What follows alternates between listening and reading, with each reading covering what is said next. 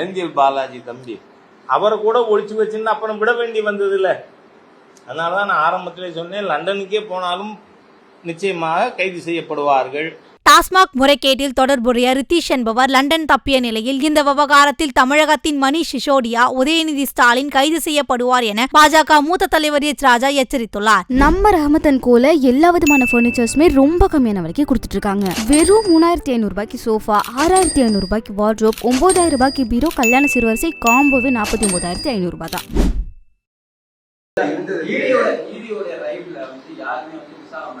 மத்திய அரசுடைய நடவடிக்கை முக்கியமான பார்வையாக பார்க்கப்படுது தமிழக அரசியல்ல.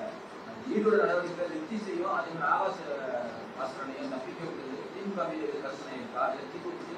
பாருங்க, விசாரணை நடந்து கொண்டிருக்கும் பொழுது ஓடி போயிருக்காங்கன்னு தகவல்.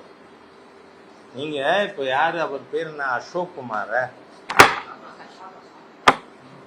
முன்னாடி செந்தில் பாலாஜி தம்பி, அவரை கூட ஒழிச்சு வச்சுன்னு அப்புறம் விட வேண்டி வந்தது இல்லை. அதனால தான் நான் ஆரம்பத்திலே சொன்னேன், லண்டனுக்கே போனாலும் நிச்சயமாக கைது செய்யப்படுவார்கள்.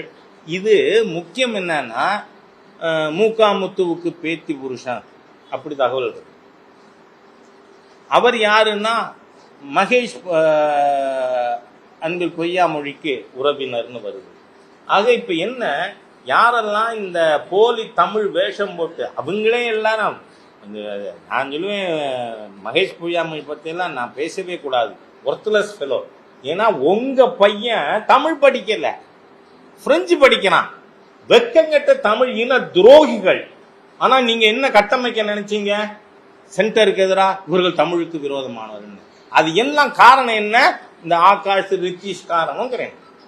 நிச்சயமாக இவர்கள் கண்டுபிடிக்கப்படுவார்கள், கைது செய்யப்படுவார்கள்.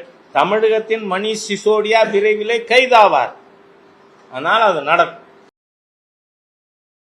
செய்திகளை உள்ளது உள்ளபடி தெரிந்து கொள்ள ரெஃப்ளெக்ட் நியூஸை சப்ஸ்கிரைப் பண்ணுங்க.